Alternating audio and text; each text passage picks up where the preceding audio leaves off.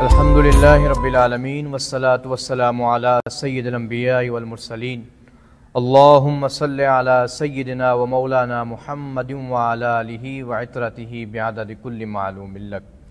دنیا کے تمام دیکھنے والوں، تمام سننے والوں اور تمام چاہنے والوں کو غلام قادر ساکی کی جانب سے انتہائی محبت اور عقیدت کے ساتھ السلام علیکم ورحمۃ اللہ وبرکاتہ۔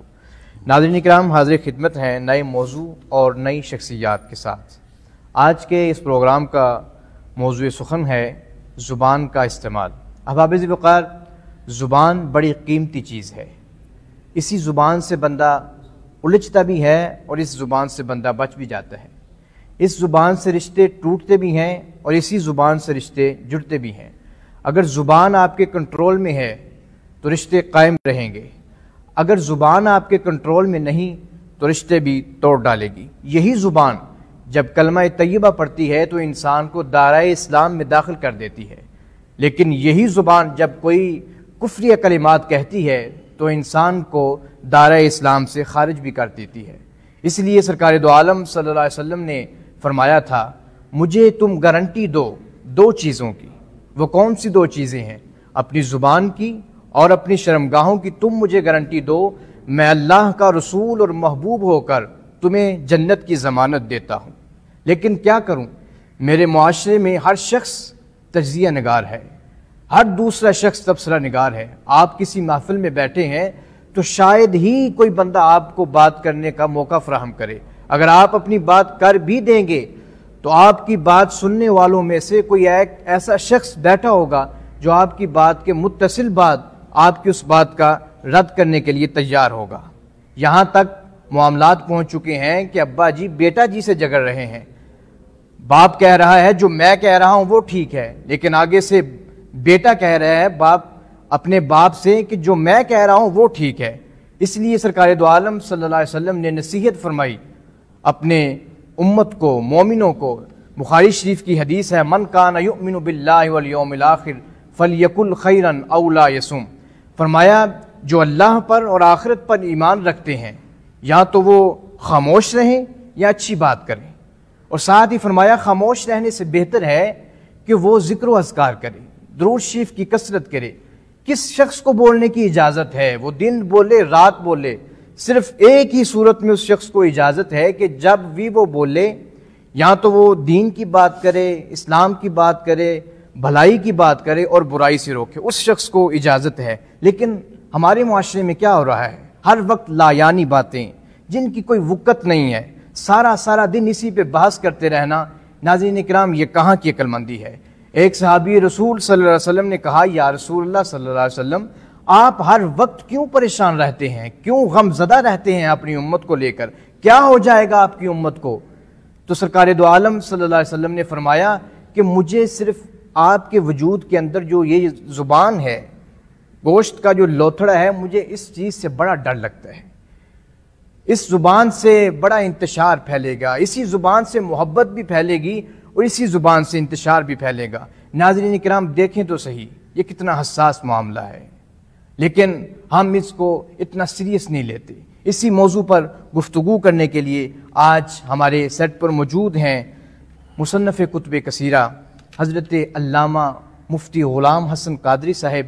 آپ تشریف لائے ہمارے سیٹ پر، ہم صمیم قلب سے آپ کو خوش آمدید کہتے ہیں۔ ناظرین کرام، مفتی صاحب کی شخصیت بڑی ہمہ شخصیت ہے۔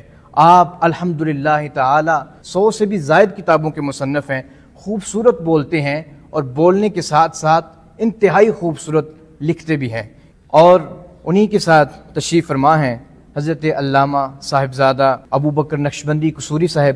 آپ ہماری گزارش پر تشریف لائے، ہم آپ کو بھی صمیم قلب سے خوش آمدید کہتے ہیں۔ ساتھ تشریف فرما ہیں حضرت العزیز شخصیت حضرت علامہ مولانا سید حبیب الرحمن شاہ صاحب۔ آپ بھی تشریف لائے، ہم آپ کو بھی صمیم قلب سے خوش آمدید کہتے ہیں۔ مفتی صاحب سے آغاز کرتے ہیں آج کی اس گفتگو کا۔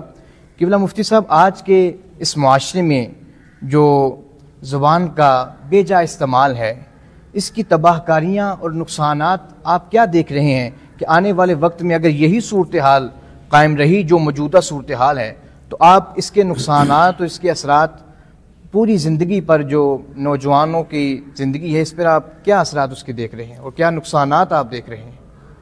نحمدہ ونصلی ونسلم علی رسولہ الکریم، اما بعد فاعوذ باللہ من الشیطان الرجیم، بسم اللہ الرحمن الرحیم۔ آج کی نشست میں جس موضوع کا انتخاب کیا گیا ہے یہ بڑا وسیع اور بڑا تفصیلی موضوع ہے۔ جی، احادیث کی کتابوں میں پورے کے پورے ابواب حفظ اللسان کے بارے میں موجود ہیں، اور اولیاء کرام اور صوفیاء اعظام جو ہیں جی، انہوں نے بڑی تحقیق کے بعد یہ قول فرمایا ہے کہ 80% جو کبیرہ گناہ ہیں جی، ان کا تعلق زبان سے، اللہ 80%۔ اللہ، آپ اس سے اندازہ لگائیں نا کہ ایک بندہ اگر اس کی عمر 100 سال ہے، جی، 100 سالوں میں وہ 50 حج کرتا ہے، 100 عمرے کرتا ہے، نمازیں پڑھتا ہے، روزے رکھتا ہے، صدقہ و خیرات کرتا ہے، طرح طرح کی نیکیاں کرتا ہے، جی، خدا نخواستہ اس کی زبان سے جیسے ابھی آپ فرما رہے تھے ایک کلمہ کفریہ نکل آتا ہے، جی، جان بوجھ کے کفریہ کلمہ اپنی زبان سے وہ بندہ نکال دیتا ہے تو سارے حج بھی ضائع گئے، سارے عمرے بھی ضائع گئے، ساری نمازیں بھی چلی گئیں، ساری نیکیاں تباہ و برباد ہو اللہ گئیں۔ اکبر، اللہ اکبر۔ اس لیے نبی پاک صلی اللہ علیہ وسلم نے ارشاد فرمایا کہ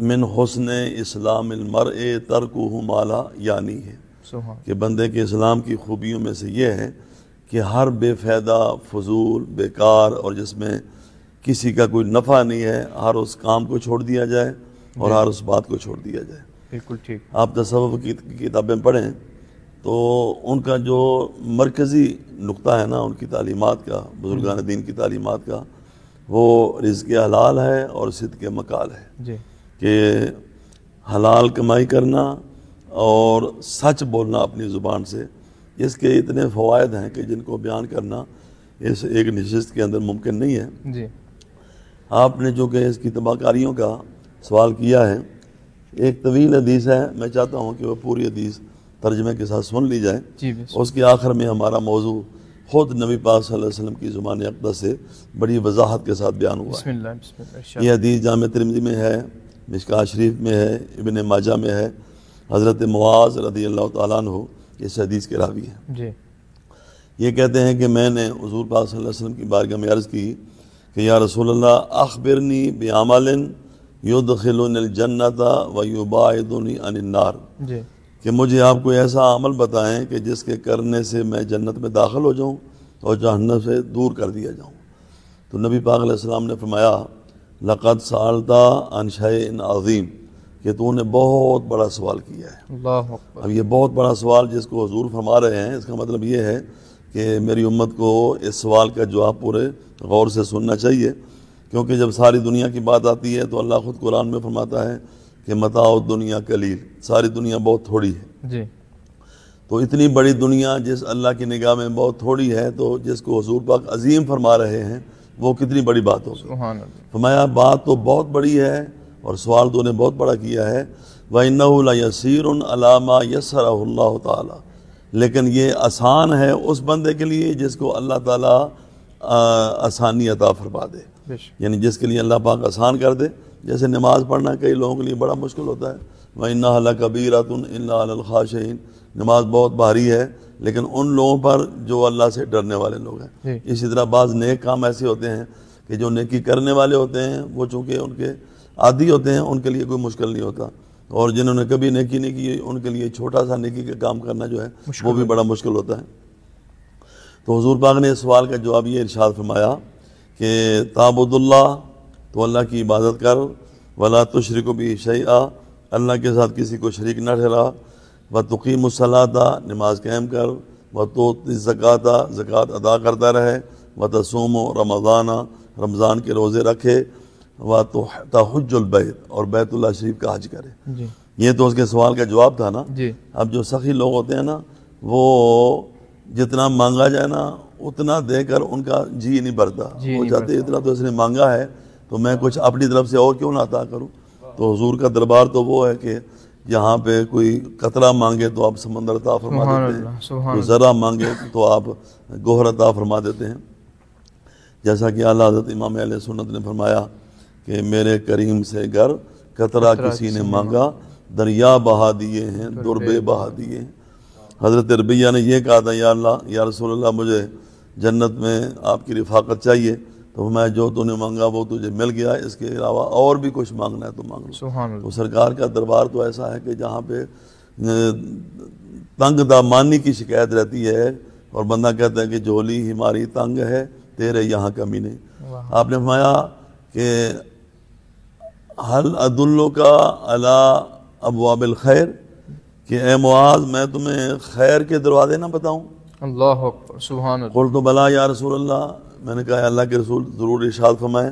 فرمایا الصوم جنہ، کہ روزہ گناہوں سے ڈھال ہے، اور بس صدقہ تو تطفئ الخطیۃ کما یطفئ الماء النار، صدقہ برائیوں کو ایسے مٹا دیتا ہے جیسے پانی آگ کو بجھا دیتا ہے.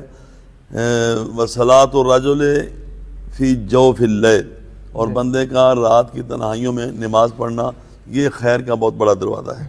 ثم تلا، پھر حضور پاک نے قرآن پاک کی یہ آیتیں تلاوت کی، تتجافی جنوبہم عن المضاجع یدعون ربہم خوفا وطمعا ومما رزقناہم ینفقون فلا تعلم نفس ما اخفی لہم من قرۃ اعین جزاء بما کانوا یعملون.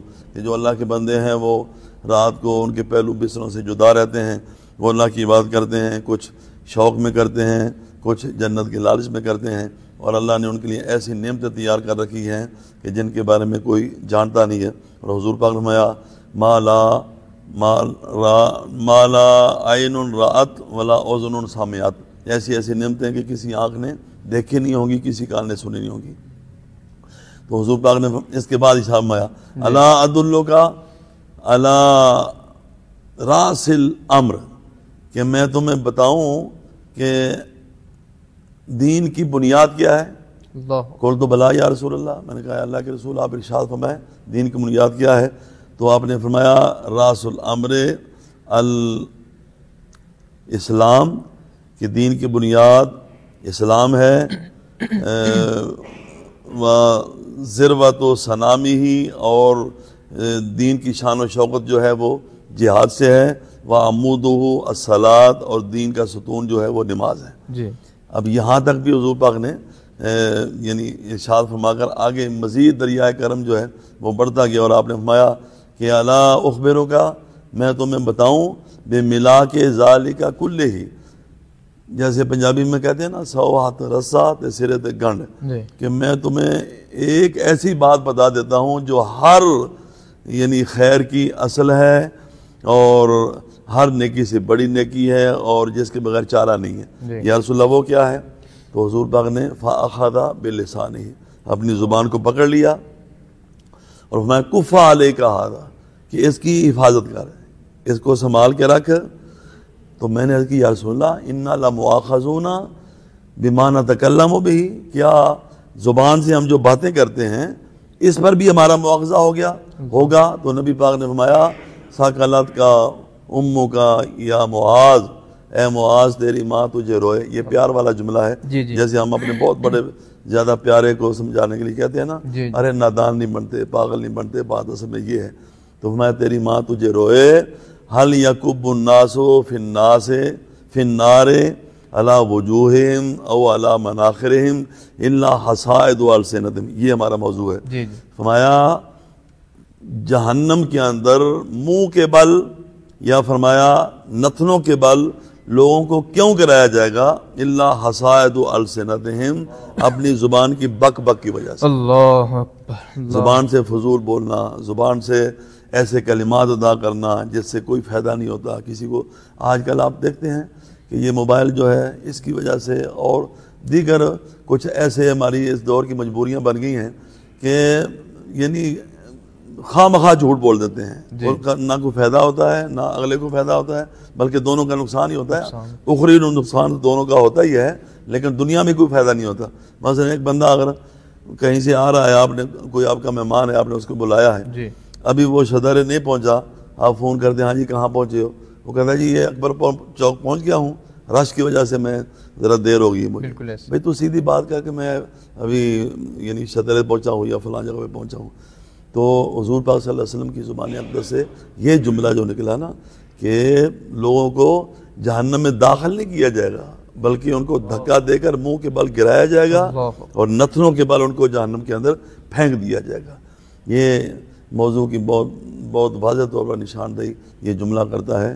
اس لیے ہمیں چاہیے کہ ہم جب حضور پاک کا کلمہ پڑھتے ہیں اور نبی پاک علیہ السلام کو ساری کائنات کا محسن مانتے ہیں، اپنا رسول مانتے ہیں، تو ہمیں چاہیے کہ حضور پاک صلی اللہ علیہ وسلم کے ان ہدایات کے اوپر بھی عمل کریں، خاص طور پر زبان کی حفاظت کر کے. یہی زبان ہے جس کی وجہ سے اچھا جملہ نکلے تو لوگ عزت کرتے ہیں، اگر غلط بات نکلے تو لوگ گالیاں بھی دیتے ہیں اور دھکے بھی دیتے ہیں اور توہین بھی کرتے ہیں. ناظرین اکرام، انتہائی خوبصورت انداز سے قبلہ مفتی صاحب زبان کی تباہ کاریاں اور اس کے نقصانات اور اس کے جو ہمارے عملی زندگی پر اثرات مرتب ہوتے ہیں، تباہ کاریاں اور نقصانات جو ہوتے ہیں، اس پر بڑی خوبصورت انداز سے گفتگو فرما رہے تھے. ناظرین اکرام، 80% گناہ کبیرہ، صغیرہ بھی نہیں، گناہ کبیرہ جو ہیں وہ زبان سے ہوتے ہیں، اور اسلام کی شان و شوکت جو ہے وہ جہاد ہے. قبلہ مفتی صاحب نے انتہائی خوبصورت لب و لہجے اور اپنے دھیمے انداز سے ہمارے ناظرین تک اپنا پیغام پہنچایا. ہم بڑھتے ہیں اپنے اگلے مہمان اسکالر کی طرف، صاحبزادہ حضرت علامہ ابو بکر نقشبندی قصوری صاحب کی طرف. میں آپ سے گزارش کرنا چاہوں گا کہ زبان کی حفاظت کے متعلق کوئی واقعہ ارشاد فرمائیں جس سے ہمارے ناظرین کو یہ احساس ہو سکے کہ زبان کی جو حساسیت ہے وہ کتنی اہم ہے. بسم اللہ والصلاة والسلام علی رسول اللہ. سب سے پہلے میں آپ کو ہدیہ تبریک پیش کرتا ہوں اس خوبصورت سیٹ اپ اور پروگرام کی، آپ کو اور آپ کی پوری ٹیم کو. بہت شکریہ. واقعہ احادیث کے اندر کئی ایسے ملتے ہیں کہ جس میں ہم اپنی زبان کے حوالے سے سبق اس سے لے سکتے ہیں. حضور علیہ الصلاۃ والتسلیم تشریف فرما ہے، صحابہ کرام آپ سے فیض لے رہے ہیں. حضور علیہ الصلاۃ والتسلیم نے برسبیل گفتگو یہ ارشاد فرمایا کہ اب جو اس دروازے سے آئے گا وہ جنتی ہے. تو صحابہ کرام ان کے دلوں کے اندر ایک شوق پیدا ہوا کہ دیکھتے ہیں کہ جن کے بارے میں مالک جنت نے بشارت دے دی کہ جو اس دروازے سے اب آئے گا وہ جنتی ہے. جی. شوق پیدا ہوا کہ دیکھتے ہیں اب کون آتا ہے. تھوڑی دیر گزری تو اس دروازے سے ایک صحابی آئے ہیں جن کا نام حضرت عبداللہ بن سلام ہے. جی. تو صحابہ کرام نے جب ان کی زیارت کی تو حضور علیہ الصلاۃ والتسلیم کی بارگاہ میں وہ آئے، کچھ فیض لیا. جس وقت وہ مجلس حضور علیہ الصلاۃ والتسلیم کی ختم ہوئی تو صحابہ کرام کے دل میں ایک شوق پیدا ہوا کہ جن کے بارے میں حضور علیہ الصلاۃ والتسلیم نے یہ بشارت دی ہے کہ جو اس دروازے سے آئے گا وہ جنتی ہے. جی. تو ہم ان سے پوچھتے ہیں کہ یہ کون سا عمل کرتے ہیں کہ جس وجہ سے حضور علیہ الصلاۃ والتسلیم نے ان کے آنے سے پہلے جنت کی بشارت عطا فرمائی.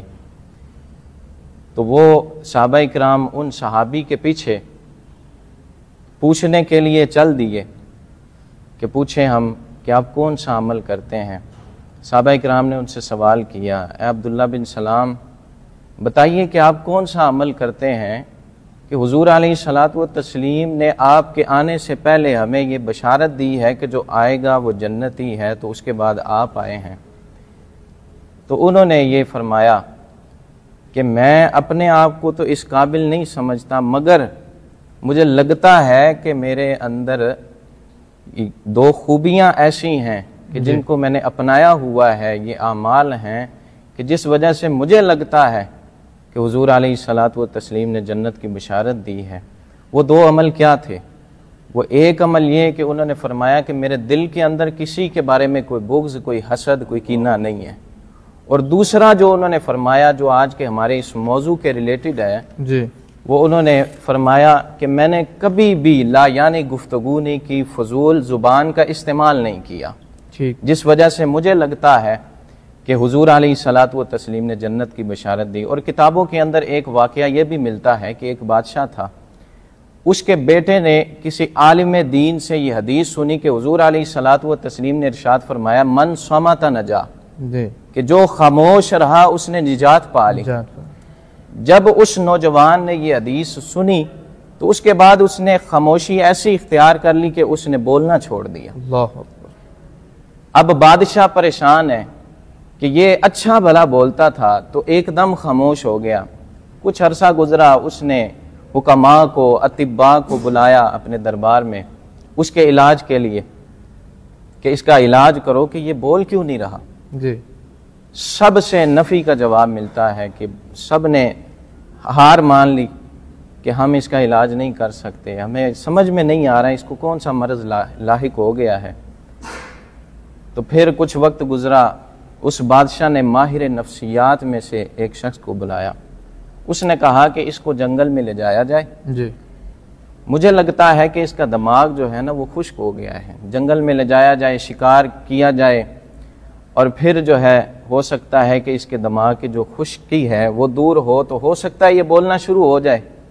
اب بادشاہ نے غلاموں کی ڈیوٹی لگا دی اور کہا کہ اس کو شکار کے لیے جنگل میں لے جایا جائے. جب شکار کے لیے جنگل میں لے جایا گیا تو اب وہ ایک منظر دیکھتا ہے کہ جو اس کا غلام ساتھ ہے، جس نے ہاتھ میں وہ آلہ پکڑا ہوا ہے جس سے اس نے شکار کرنا ہے، وہ دیکھتا ہے ایک درخت کو، اس کو کوئی شے نظر نہیں آتی، وہ گزر جاتا ہے. جیسے ہی چند قدم اس درخت سے آگے گزرتا ہے تو اس کو ایک پرندے کے بولنے کی آواز آتی ہے. جیسے ہی وہ پرندے کی آواز کو سنتا ہے وہ غلام واپس لوٹتا ہے اور دیکھتا ہے پرندہ وہاں بیٹھا ہے، اس کا شکار کر دیتا ہے، پرندہ مر جاتا ہے. یہ منظر جس وقت وہ بادشاہ کا بیٹا دیکھتا ہے تو فوراً اس کے منہ سے بے ساختہ نکل جاتا ہے صدقتا یا رسول اللہ صلی اللہ تعالی علیہ وسلم، کہ یا رسول اللہ آپ نے سچ فرمایا، من صمت نجا، اگر یہ پرندہ نہ بولتا تو بچ جاتا. تو جس وقت بادشاہ نے اس سے پوچھا کہ جب جنگل میں گئے ہو کیا یہ بولا ہے کہ نہیں بولا، تو اس نے بتایا کہ یہ منظر ہوا، یہ واقعہ ہوا تو یہ بول پڑا، اس نے یہ الفاظ بولے. بادشاہ نے کہا کہ یہ بول سکتا ہے مگر جان بوجھ کر نہیں بول رہا. پہلے اس نے غلاموں کی یہ ڈیوٹی لگائی تھی کہ اس کی خدمت کرو، اب اس نے غلاموں کو یہ حکم دے دیا کہ اس کو مارو، یہ جان بوجھ کر نہیں بولتا.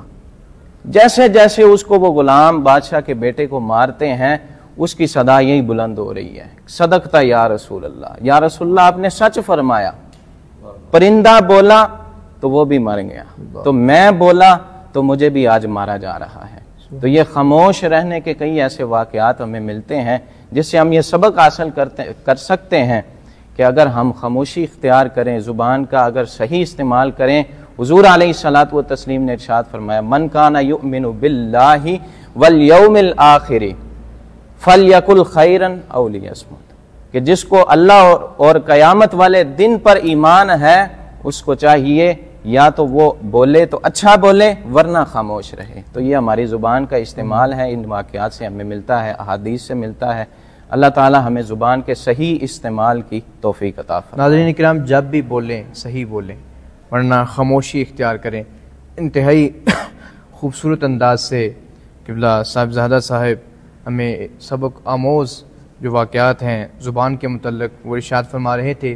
بڑا خوبصورت انداز تھا. خوبصورت انداز ہو بھی کیوں نہ، آپ لخت جگر ہیں، انتہائی ملنسار شخصیت، ہمارے محبت والی شخصیت، جنہوں نے حال ہی میں ایک کتاب لکھی انتہائی محبت کے ساتھ اور دیدہ زیب ورق اور تمام تر تقاضوں کو پورا کرتے ہوئے، جس کا نام شان والدین مصطفیٰ صلی اللہ علیہ وسلم ہے.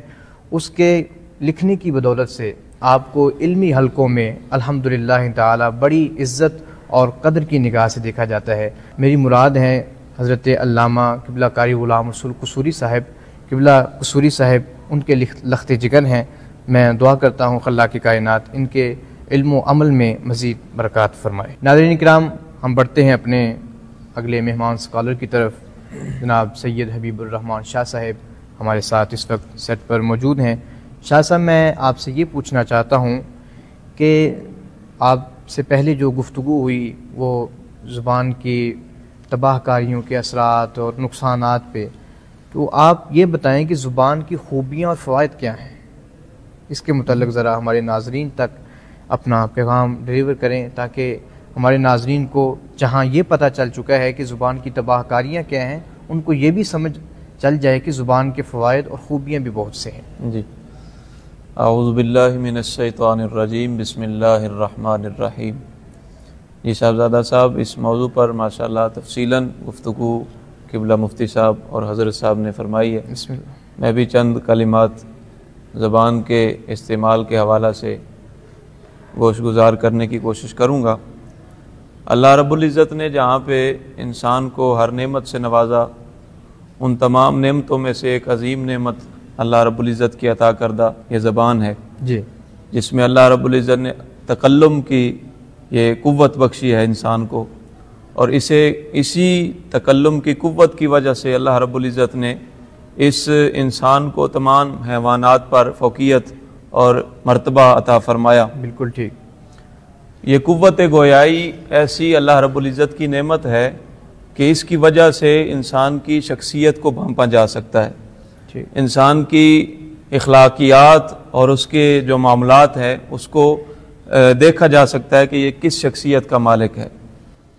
اللہ رب العزت نے انسان کو زبان عطا فرمائی اور اس کی حفاظت کی اہمیت اور وقت وہ محسوس ہو چکی ہے حضرت کی گفتگو سے اور قبلہ مفتی صاحب کی گفتگو سے۔ میں عرض کرنا چاہوں گا کہ اللہ رب العزت نے انسان کو انسان کے جسم میں ایک گوشت کے لوتھڑے کی شکل میں زبان عطا فرمائی۔ قدرت کے جو تخلیقاتی نظام ہے اس میں اللہ رب العزت نے کتنی حفاظت فرمائی ہے زبان کی۔ جی، یہ ایک لاجیکلی بات ہے کہ انسان کو زبان عطا فرمائی، زبان کو 2 دروازوں کے اندر بند کیا۔ حضرت شیخ سعدی شرازی علیہ الرحمہ انہوں نے بڑا خوبصورت اس پر کلام فرمایا ہے، میں اس پر بھی آتا ہوں۔ پہلے زبان کو 2 دروازوں کے اندر بند کیا، زبان پر دانتوں کا پہرا لگایا، پھر لبوں کا پھر پہرا لگایا۔ ان دونوں دروازوں میں بند کر کے رب نے حفاظت فرما دی اپنی قدرت کے ساتھ، پھر آگے اختیار عطا کر دیا بندے کو کہ اب تو نے اس کا کیسا استعمال کرنا ہے۔ اس کے استعمال کے جب 2 پہلو ہیں، پھر اس کے نتائج کے بھی 2 پہلو ہوں گے۔ اس کا اگر بہتر استعمال ہوگا تو اس کے فوائد حاصل ہوں گے، اگر اس کا برا استعمال ہوگا تو اس کے برے اثرات ہوں گے، برے معاملات اس کی وجہ سے پیدا ہوں گے۔ حضور علیہ السلام کے فرامین مقدسہ سے، احادیث طیبہ سے صراحت کے ساتھ زبان کی حفاظت کے حوالہ سے بہت کچھ ملتا ہے۔ حضور علیہ السلام کی بارگاہ میں صحابی رسول عرض کرتے ہیں، حضور سب سے بہتر ترین مسلمانوں میں سے شخص کون سا ہے؟ حضور علیہ السلام نے یہی فرمایا المسلم سالم المسلمون من لسانہ و یدہ۔ حضور علیہ السلام نے فرمایا مسلمانوں میں سے بہترین مسلمان، افضل ترین مسلمان وہ ہے کہ جس کی زبان اور جس کے ہاتھوں سے دوسرا مسلمان محفوظ رہے۔ جی، زبان کے استعمال کے حوالہ سے صحابی رسول فرماتے ہیں، حضرت ابو سعید خدری رضی اللہ تعالیٰ عنہ فرماتے ہیں، جب صبح ہوتی ہے تمام ابن آدم کے اعضاء جو ہیں وہ زبان کے سامنے یہ تکلم کرتے ہیں، اس کو مخاطب ہو کر کہتے ہیں، یاد دہانی کرواتے ہیں کہ آج پورا دن تو ہماری طرف سے رب سے خوفزدہ رہنا، اللہ، کہ کہ اگر تو کہیں بھٹکے گی تیری وجہ سے ہم بھی بھٹکیں گے، اگر تو سنبھل کر رہے گی تیری وجہ سے ہم بھی سیدھے رستے پر رہیں گے۔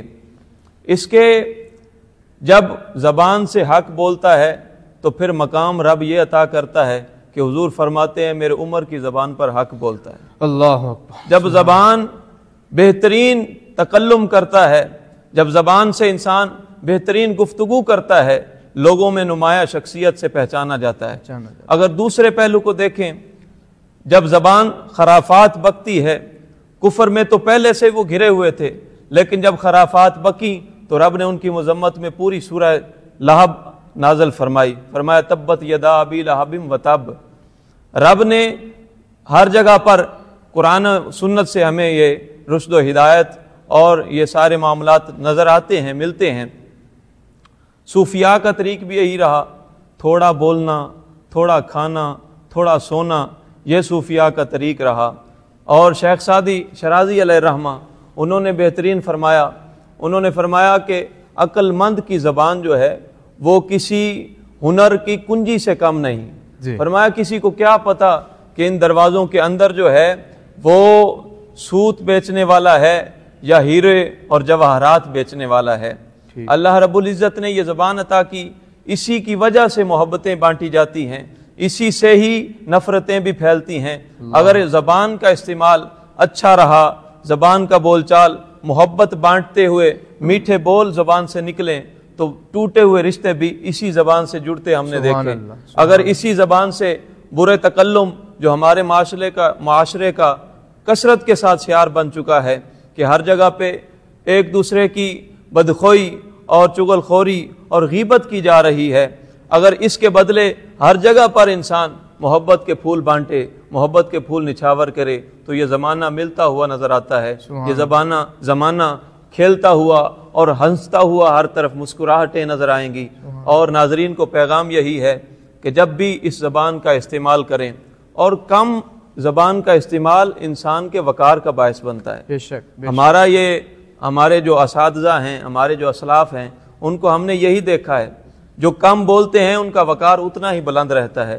اللہ رب العزت کی بارگاہ میں دعا ہے کہ خالق لم یزل ہماری زبانوں میں وہ تاثیر عطا فرمائے کہ جو ہمارے اسلاف کی زبانوں میں تھی، اور تاثیر آج ہم میں نہیں تو اس پر قصیدہ بردہ شریف میں کیا خوب کہا استغفر اللہ من قول بلا عمل لقد نصبت به نسل الذی اقومی۔ اللہ رب العزت ہماری زبانوں میں وہ تاثیر پیدا فرمائے، آمین بجاہ نبی الکریم۔ دوبارہ میں مفتی صاحب سے گزارش کروں گا کہ زبان کے صحیح استعمال کے لیے ہماری ذمہ داریاں کیا ہونی چاہیے، ہم کون سے ایسے عمل کریں کہ جس سے ہماری زبان کا جو استعمال ہے وہ بہتر سے بہتر ہو سکے؟ اصل میں تو خوف خدا سینے کے اندر موجود ہو نا جی تو سارے کام ہی سیدھے ہو جاتے ہیں۔ بالکل ٹھیک۔ لوگ لالچ میں پڑ جاتے ہیں اور ٹکے کے فائدے کے لیے لوگ اپنی زبان کا غلط استعمال کرتے ہیں۔ زیادہ تر آپ نے دیکھا ہوگا یہ کاروباری طبقہ جو ہے نا، مثلا آپ نے کوئی کھڑکی صحیح کرانی ہے نا تو آپ گئے ہیں کسی کے پاس اور کہا ہے کہ جی ہماری مسجد کی فلاں چیز جو ہے وہ خراب ہوگی تو آپ صحیح کر دیں، وہ آپ کو کہے گا جی آپ چلے میں 1 گھنٹے تک آیا، ہاں جی گھنٹے تک نہیں آتا، اگلے دن بھی نہیں آتا۔ اچھا پھر یعنی ڈھیٹ پن کی انتہا یہ ہوتی ہے کہ اطلاع بھی نہیں کرتے جی، یا تو کوئی عذر بن جائے نا جی اس لیے انشاءاللہ کہنے کا حکم دیا گیا ہے، لیکن انشاءاللہ کا مطلب بھی آج کل کے دور میں یہی سمجھا گیا ہے کہ جو کام نہ کرنا اس کے لیے انشاءاللہ کا لفظ بول دیا جاتا ہے۔ تو اگر مطلب ہے بندہ سیدھی سی بات کرے، غلط بات کرنے سے، جھوٹ بولنے سے اگلا بندہ انتظار کرتا رہتا ہے، اور ظاہر بات ہے وہ اس کا قیمتی وقت ہے، وہ پتہ نہیں کس جگہ پہ اس نے اپنا وقت صرف کرنا تھا، وہ آپ کی انتظار میں ہے اور آپ نہیں آتے۔ آپ انبیاء کرام کے واقعات پڑھیں، نبی پاک علیہ السلام کا واقعہ اعلان نبوت سے پہلے کا مشکوٰۃ شریف کے اندر حدیث موجود ہے کہ ایک بندے نے آپ سے سودا کیا تو اس نے کہا جی آپ یہاں ٹھہریں تو میں آتا ہوں۔ اگلے دن اسی وقت اس کو پتہ چلا کہ میں نے تو حضور پاک سے یہ وعدہ کیا تھا کہ آپ ٹھہریں تو میں آتا ہوں۔ جب وہ گیا تو نبی پاک علیہ السلام وہیں پہ کھڑے ہوئے تھے جی، اور آپ نے اس سے زیادہ کوئی الفاظ نہیں بولے کہ بھائی آپ نے مجھے تکلیف دی ہے، تو بات کر کے چلا گیا تھا۔ اسماعیل علیہ السلام کا واقعہ انہ کان صادق الوعد وکان رسول نبی، تفسیروں میں لکھا ہوا ہے ایک بندہ ان سے وعدہ کر کے گیا میں آتا ہوں، 3 دنوں کے بعد آیا تو اللہ کے نبی وہیں پہ کھڑے ہوئے تھے۔ یعنی یہ ایسی چیز ہے، اور قرآن کچھ ہمارے حکمران ایسے ہیں کہ وہ کہتے ہیں جی وعدہ جو ہے وعدہ کر لیا تو کوئی حدیث بن گئی، اللہ کی وعدہ تو قرآن ہے، جی جی، یا ایھا الذین آمنوا اوفوا بالعقود۔ تو زبان یعنی یہ دنیاوی مفاد کے لیے عام طور پر زبان کا غلط استعمال ہوتا ہے، اس سے رزق حلال کے اندر جو برکت ہوتی ہے وہ بھی ختم ہو جاتی ہے اور بندے کی پوری بھی نہیں پڑتی، اور بندہ معاشرے کے اندر لوگوں کی نگاہوں سے گر بھی جاتا ہے۔ اگر بندہ تہیہ کر لے کہ میرا نفع ہو یا نقصان ہو، جو بات میں کروں گا میں اس پر پورا اتروں گا، نہ کسی کو انتظار کراؤں گا اور نہ ہی خود اپنی زبان کو جھوٹ کے ساتھ اور وعدہ خلافی کے ساتھ ملوث کروں گا، تو میرا خیال ہے اس میں فوائد بھی ہیں اور دوسروں کے لیے باعث تسکین بھی یہ بات ہوگی۔ اس لیے ہر بندے کو جہاں اس کی یہ ذمہ داری ہے کہ اس کی حلال کمائے، وہاں یہ بھی ہے کہ اپنی زبان کی بھی حفاظت کرے، اور زبان کے ہیر پھیر سے بجائے غلط طریقے سے پیسہ کمانے کی بجائے تھوڑا کما لے اور بچوں کا پیٹ پالے، تو ایسے وہ نورانیت پیدا ہوگی جو زیادہ پیسوں کے اندر نہیں پیدا ہوتی۔ سبحان اللہ۔ ناظرین کرام، وعدہ خلافی اصل میں قرآن کی نافرمانی ہے، اس لیے اپنے وعدوں کو ہمیں پورا کرنا چاہیے۔ جو وعدہ کیا گیا ہے کسی شخص سے، اس کو اسی وقت پر پورا کرنے کی ہمیں کوشش کرنی چاہیے۔ آپ تمامی احباب کے علم میں ہے کہ ہم ہر پروگرام میں کچھ فقہی سوالات بھی آپ تک پہنچانے کی کوشش کرتے ہیں، تو آج میں پھر مفتی صاحب سے گزارش کروں گا کہ قبلہ مفتی صاحب، ایک شخص ہے، اس نے اپنی بیوی کو طلاق نہیں دی، لیکن وہ لوگوں کو بتا رہا ہے اور اس پیغام کو وہ عام کر رہا ہے کہ میں نے اپنی بیوی کو طلاق دے دی ہے، حالانکہ اس نے اپنی زبان سے وہ جملے نہیں کہے کہ جو کہنے چاہیے۔ جھوٹ بولتا ہے کہ جھوٹ بول رہا ہے کہ میں نے طلاق دے دی ہے، تو اس کی شرعی حیثیت کیا ہے؟ آیا طلاق واقع ہو جائے گی اس کے اس طرح کرنے سے؟ آج کل چونکہ زیادہ تر سوالات جو ہوتے ہیں نا وہ طلاق کے بارے میں ہوتے ہیں، 95% سوال جو ہے نا ایسے لگتا ہے کہ جیسے سارا دین جو ہے نا وہ طلاق اور نکاح کے 5% لوگ نکاح کے بارے میں پوچھتے ہیں، 95% جو ہے وہ طلاق کے بارے میں پوچھتے ہیں۔ تو آپ نے یہ اچھا سوال کیا جو یعنی اس دور کے مطابق ہے۔ فتاوی رضیہ میں لکھا ہوا ہے کہ ایک بندے نے اپنی بیوی کو طلاق نہیں دی اور کسی کے سامنے جا کر اقرار کرتا ہے کہ میں نے اپنی بیوی کو طلاق دے دی ہے، یعنی طلاق کا جھوٹا اقرار کر لیتا ہے، تو آپ نے فرمایا کہ طلاق کے جھوٹے اقرار سے بھی طلاق ہو جائے گی۔ اللہ اکبر۔ اور اس کی اصل وہ حدیث ہے جس کے بارے میں حضور پاک نے فرمایا کہ ثلاثن جدہن جد و ہزلہن جد النکاح والطلاق والعتاق وفی روایت والرجع۔ یہ 3 چیزیں ایسی ہیں، ہنسی مذاق میں دو یا پیار محبت میں دو، سیریس ہو کر دو، غصے میں دو، جیسے بھی دو وہ واقع ہو جاتی ہیں، نکاح، طلاق اور آزادی۔ اور ایک روایت میں رجوع کا ذکر بھی ہے۔ شاید آپ کو یاد ہوگا، بہت پرانی بات ہے، یہ ایک ڈرامہ لگتا تھا، اس میں عثمان پیرزادہ اور سمینہ پیرزادہ یہ 2 کردار تھے، اور دونوں وہ حقیقت میں میاں بیوی تھے۔ جی ٹھیک۔ اس دور میں مفتی محمد حسین نعیمی صاحب رحمۃ اللہ علیہ، مفتی عبدالقیوم ہزاروی صاحب، یہ نظامیہ والے بڑے بڑے مفتیان کرام جو ہیں وہ حیات تھے، تو اس نے ڈرامے میں بیوی کو طلاق دے دی تھی۔ جی۔ تو ان سارے مفتیوں نے فتویٰ دیا تھا کہ یہ طلاق ہو گئی ہے۔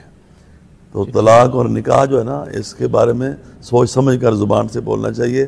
جیسے جھوٹ بولنے سے طلاق ہو جاتی ہے، اسی طرح اگر کوئی بندہ، میرا خیال ہے دوسرا سوال اس کو شامل کر لیں کہ ایک بندہ اس نے کسی سے نکاح نہیں کیا اور دونوں لڑکا اور لڑکی جو ہے 2 گواہوں کے سامنے کہہ دیتے ہیں کہ ہمارا تو نکاح ہے، ہمارا نکاح پہلے سے، حالانکہ پہلے سے نکاح نہیں ہے۔ تو جیسے طلاق کے جھوٹے اقرار سے طلاق واقع ہو جاتی ہے، اسی طرح نکاح کے جھوٹے اقرار سے نکاح بھی واقع ہو جاتا ہے۔ اللہ۔ تو یہ 4 چیزیں جیسے حدیث پاک کے اندر آ گئیں، ان میں یہ 2 یہ ہیں، نکاح اور طلاق۔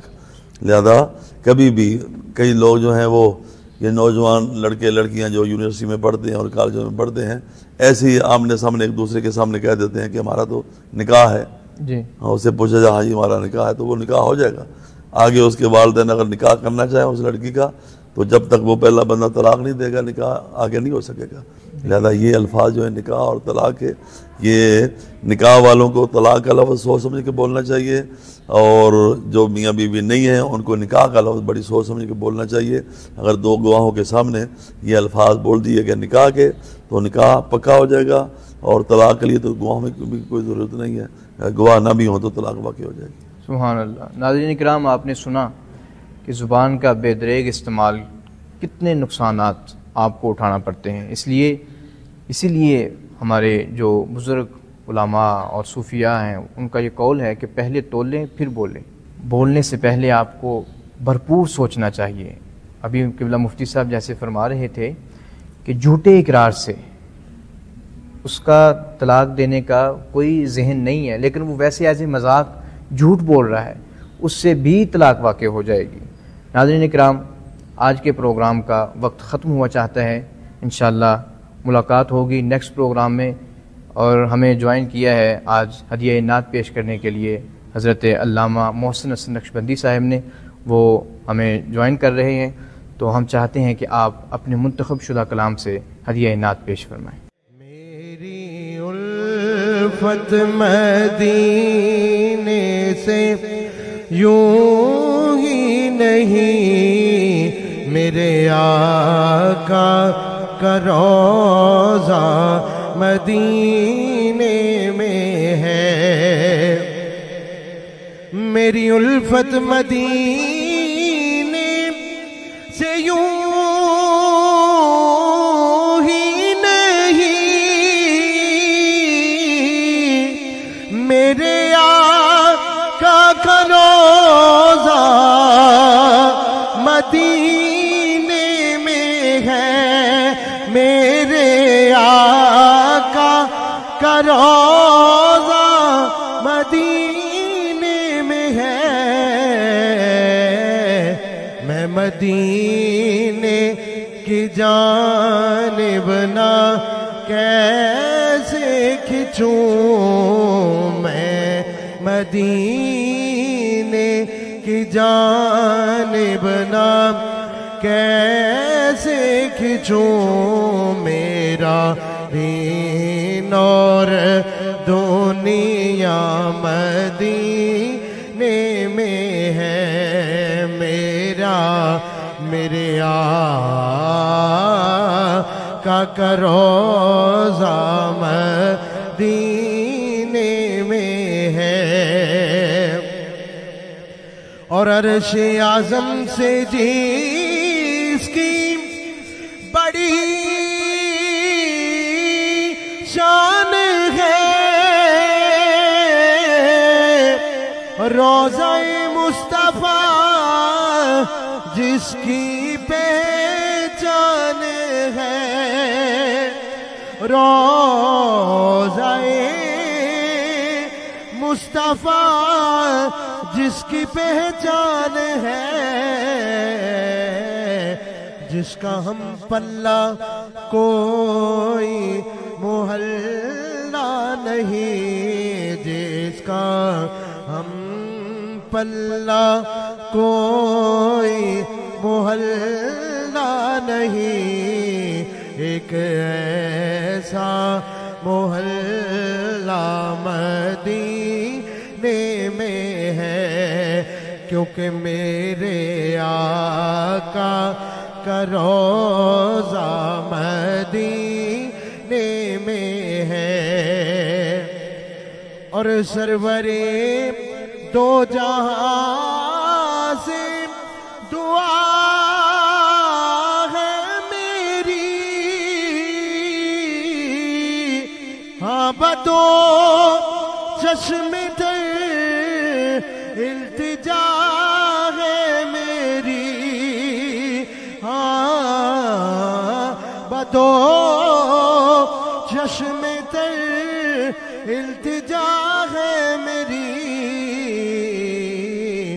کہ ان کی فہرست میں میرا بھی نام ہو، جن کا روزانہ جانا مدینے میں ہے، ان کی فہرست میں میرا بھی نام ہو، جن کا روزانہ